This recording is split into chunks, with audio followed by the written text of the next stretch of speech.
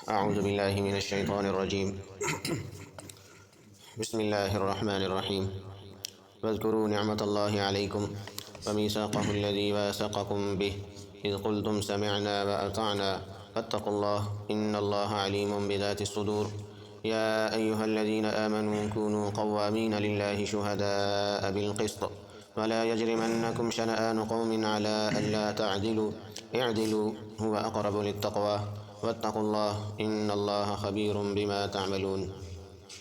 وعد الله الذين آمنوا وعملوا الصالحات لهم مغفرة وأجر عظيم والذين كفروا وكذبوا بآياتنا أولئك أصحاب الجحيم صدق الله العظيم وذکروا اور یاد کرو نعمت اللہ علیکم اللہ کی اپنے اوپر نعمتوں کو ومیثاقہ الذی اور اس کے معاہدے کو الذی واثقکم بہ کہ جس معاہدے کے اندر اس نے تمہیں باندھ دیا ہے اذ قلتم جب تم نے کہا تھا سمعنا ہم نے سنا واطعنا اور ہم نے اطاعت کی واتقوا اللہ اور اللہ سے ڈرتے رہو ان اللہ علیم بذات الصدور بے شک اللہ تعالیٰ سینے کے رازوں سے بھی واقف ہے یا ایہا الذین آمنوا اے ایمان والو کونوا قوامین کھڑے ہو جاؤ للہ اللہ کے لیے شہداء بالقسط انصاف پر گواہ بن کر ولا یجرمنکم شنآن قوم اور قوم کی دشمنی تمہیں آمادہ نہ کرے علی الا تعدلوا اس بات پر کہ تم عدل نہ کرو اعدلوا پس تم انصاف کرتے رہو هو اقرب للتقوی یہ کام تقوی کے بہت زیادہ قریب ہے واتقوا اللہ اور اللہ سے ڈرتے رہو ان اللہ خبیر بما تعملون بے شک اللہ تعالیٰ کو خبر ہے جو کچھ بھی تم کرتے ہو وعد اللہ الذین آمنوا وعملوا الصالحات اللہ تعالیٰ نے وعدہ کیا ہے ان لوگوں سے جو ایمان لے کے اور اعمال صالحہ کرتے رہے لہم مغفرۃ واجر عظیم کہ ان کے لیے مغفرت ہے اور بہت بڑا اجر ہے والذین کفروا اور جن لوگوں نے کفر کیا وکذبوا بآیاتنا اور ہماری آیات کا انکار کیا اولئک اصحاب الجحیم یہی لوگ ہیں جہنم والے سورہ مائدہ کی آیت نمبر 7، 8، 9 ان آیات کے اندر اللہ رب العزت نے اپنی نعمتوں کی یاد دہانی کروائی ہے اور فرمایا کہ جو ہم نے آپ کے ساتھ معاہدے کیے ہیں یعنی ایمان والوں کے ساتھ معاہدہ کون کون سے معاہدے ہیں شروع میں پڑھا تھا ہم نے سورہ آل عمران سورہ بقرہ کے بالکل آخر میں جو عام مشہور آیات ہیں سورہ بقرہ کی آمن الرسول بما انزل الیہ من ربہ والمؤمنون كل آمن بالله وملائكته وكتبه ورسله لا نفرق بين أحد من رسله وقالوا سمعنا وأطعنا وہاں ہم نے یہ بات پڑھی تھی کہ اللہ تعالیٰ نے جب بنی اسرائیل سے کہا تھا نا 5ویں پارے میں کہ یہ جو شریعت ہم نے تم پر نازل کی ہے تورات کی شکل میں اس کو تم نے سننا بھی ہے اور اس پر عمل بھی کرنا ہے یعنی اطاعت کرنی ہے پھر انہوں نے اس کو نہ مانا انکار کر دیا تو اللہ تعالیٰ نے ورفعنا فوقهم الطور ہم نے ان کے اوپر کوہ طور کو اٹھا کے کھڑا کر دیا کہ مانتے ہو کہ نہیں مانتے خود تم نے مطالبہ کیا تھا کہ اے موسیٰ ہم پر ایسی کتاب نازل ہونی چاہیے جس کو سامنے رکھ کے ہم زندگی گزاریں جب وہ تورات نازل ہو گئی تو تم انکار کرنے لگے کہ ہم یہ مشکل احکام ہیں ہم تو نہیں مانتے تو پھر اللہ تعالیٰ نے کوہ طور کو اٹھا کے فرشتے کے ذریعے سے ان کے سروں پہ کھڑا کر دیا کہ اب بتاؤ مانتے ہو کہ نہیں مانتے اس وقت بھی انہوں نے کیا کہا تھا سمعنا وعصینا ہم سنیں گے تو صحیح لیکن مانیں گے پھر بھی نہیں ہاں سنیں گے صحیح موسیٰ علیہ السلام کیا کہہ رہے ہیں لیکن ہم مانیں گے نہیں عصینا ہم انکار کریں گے واسمع غیر مسمع اور سنیں بھی ایسا کہ جو نہ سننے والا ہو جیسے بس وہ زبردستی جو کان کے اندر چیز ڈالی جاتی ہے نا ہم اس طریقے سے سنیں گے یہ بنی اسرائیل کا ایک رویہ تھا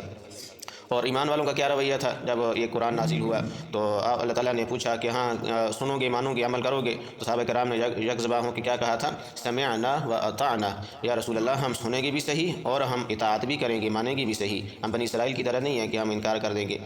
غفرانہ کا یا اللہ پھر ہماری مغفرت فرما دینا جو ہم سے اس میں کمی کوتاہی ہو جائے سننے میں کچھ کمی بیشی ہو جائے یا عمل کرنے میں کمی بیشی ہو جائے تو غفرانہ کا یا اللہ ہم پھر درگزر فرمانا معاف کر دینا یہ ایمان والوں کی شان ہے اسی معاہدہ کا یہاں ذکر کیا گیا ہے کہ اے ایمان والو اللہ تعالیٰ نے جو تم پر نعمتیں عطا کی ہے نا ان کو ہمیشہ یاد رکھنا اللہ کی نعمتوں کو جس ہماری زبان اور دل شکر گزار رہے گا اور اللہ نے تمہارے ساتھ جو معاہدہ کیا ہے قرآن کی صورت میں اس کو مضبوطی سے پکڑے رہنا اس کے ساتھ اپنے آپ کو باندھ دینا اذ قلتم سمعنا واطعنا جب تم نے کہا تھا کہ ہم سنیں گے بھی صحیح اور اطاعت بھی کریں گے تو اس کو آپ مضبوطی سے پکڑے رکھنا آگے پیچھے دائیں بائیں نہیں ہونا یہ ایمان والوں سے اللہ تعالیٰ کا ایک مطالبہ ہے معاہدہ ہے واتقوا اللہ اور اللہ سے ہر وقت ڈرتے رہنا ان اللہ علیم بذات الصدور بے شک اللہ تعالیٰ سینوں کے رازوں سے بھی واقف ہے بعض دفعہ انسان ظاہر میں کچھ ہوتا ہے اور اس کے دل کے اندر کچھ اور چیز ہوتی ہے تو انسان یہ اپنے آپ کو دھوکہ بھی دے سکتا ہے دنیا کی ہر چیز کو دھوکہ دے سکتا ہے لیکن اللہ کی ذات کو دھوکہ نہیں دے سکتا کہ اللہ تعالیٰ تو دل کے اندر جو خیالات پیدا ہونے والے ہیں نا مستقبل میں ان سے بھی اللہ تعالیٰ کی ذات واقف ہے تو اس وجہ سے انسان ایسی کوئی عمل نہ کرے ایسا کوئی کام نہ کرے کہ اللہ تعالیٰ یہ کو دھوکہ دینے والی بات ہو یا ایھا الذین آمنوا ایمان والوں سے دوبارہ خطاب ہے، اے ایمان والو کونوا قوامین للہ شہداء بالقسط، کھڑے ہو جاؤ اللہ کے لیے انصاف کی علم بردار بن کر۔ 5ویں پارے کے آخری ورقے پہ یہی اسی طرح کی ایک آیت تھی، وہاں تھوڑا سا الفاظ تھوڑے آگے پیچھے تھے، لیکن مفہوم اس کا یہی تھا، اے ایمان والو کھڑے ہو جاؤ انصاف کے لیے، کھڑے ہو جاؤ، اور جہاں اے لوگوں کھڑے ہو جاؤ اللہ کے لیے انصاف کی علم بردار بن کر۔ تو انصاف اور اللہ تعالیٰ کی ذات یہ دونوں بالکل 2 آیات کے اندر اکٹھی ہو گئی ہیں۔ گویا اللہ تعالیٰ یہ فرمانا چاہتے ہیں کہ جو مجھے ماننے والے ہیں تو مجھے ماننے کا مطلب یہ ہے کہ وہ اس کے اندر انصاف ہو، انصاف کرے، اپنی ذات کے ساتھ بھی انصاف کرے، اپنے گھر والوں کے ساتھ بھی انصاف کرے، معاشرے کے اندر انصاف پھیلانے کی کوشش کرے، ظلم اور زیادتی اور ناانصافی بے اعتدالی کے خلاف کھڑا ہو جائے۔ آگے کیا فرمایا 5ویں پارے کے اندر؟ تو ہم نے یہ پڑھا تھا کہ اگر ولو علی الوالدین والاقربین، اس طرح کی آیت تھی کہ اگر کوئی انصاف کی بات ہے نا، اور تمہارے وہ فیصلہ تمہارے اپنے خلاف جا رہا ہے، تمہارے والدین کے خلاف جا رہا ہے، تمہارے قریبی رشتہ داروں کے خلاف جا رہا ہے، تو پھر بھی اس وقت پیچھے نہ ہٹنا، اپنے خلاف فیصلہ دے دینا، اپنے والدین کے خلاف بھی فیصلہ دے دینا اگر تمہارے والدین ناحق پر ہیں اور ان کے جو فریق مخالف ہیں وہ حق پر ہیں۔ تو یہ نہ دیکھنا یار ایک طرف میرے والدین ہیں، میرے بیوی بچے ہیں اور میرے رشتہ دار ہیں، تو دوسری طرف تو دوسرے لوگ ہیں جو انجان ہیں، تو یہ کیسے ان کے حق میں فیصلہ دے دوں؟ نہیں، ولو علی انفسکم والوالدین والاقربین، چاہے کوئی بھی ہو تمہارے سامنے تو تم نے حق بات کرنی ہے، فیصلہ انصاف پر مبنی ہونا چاہیے۔ اور دوسری بات، ولا یجرمنکم شنآن قوم علی الا تعدلوا، اور جس قوم کے ساتھ تمہاری کوئی دشمنی ہے، ان کے ساتھ تمہاری کوئی انبن بنی ہوئی ہے، تو یہ بات تمہیں اس بات پر نہ ابھارے کہ ان کے خلاف فیصلہ دے دو۔ ایک طرف تمہارے دشمن لوگ ہیں جن کے ساتھ تمہاری دشمنی چل رہی ہے، دوسری طرف تمہارے اپنے قریبی رشتہ دار ہیں، تو یہ نہ سوچو اس وقت کہ یار وہ تو ہمارے ہیں ہی دشمن، لیکن فیصلہ تو ان کے حق میں جا رہا ہے، تو ان کے حق میں فیصلہ کیوں دے دے؟ ان کے ساتھ تمہاری دشمنیاں چل رہی ہیں، وہ تمہارے خلاف ہے، تو یہ بات بھی تمہیں اس پر نہ ابھارے، جن لوگوں کے ساتھ حق ہے انہی کے حق میں فیصلہ کرو۔ ولا یجرمنکم شنآن قوم، اور قوم کی دشمنی تمہیں اس بات پر نہ ابھارے الی الا تعدلوا، کہ تم انصاف نہ کرو، اعدلوا، ہمیشہ انصاف سے کام لیتے رہو، هو اقرب للتقوی، یہی تقوی کے بہت زیادہ قریب ہے۔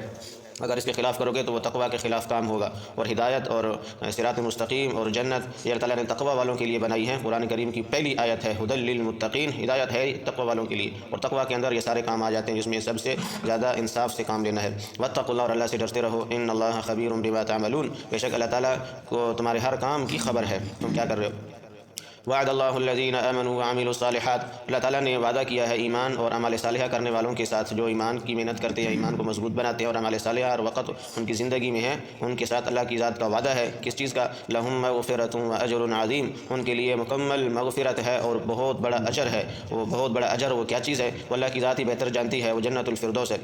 اور اس کے اندر جو کچھ اللہ تعالیٰ نے رکھا ہے وہ انسان کی سوچ سے بھی بہت پرے کی بات ہے۔ والذین کفروا وکذبوا بآیاتنا، اور جو اللہ کے ساتھ کیے ہوئے معاہدہ کا انکار کرتے ہیں اور اللہ کی آیات کو جھٹلاتے ہیں، اولئک اصحاب الجحیم، ایسے لوگوں کے لیے پھر جہنم کی آگ ہے۔ اللہ تعالیٰ ہم سب کی اس سے حفاظت فرمائے، اللہ تعالیٰ عمل کی توفیق عطا فرمائے۔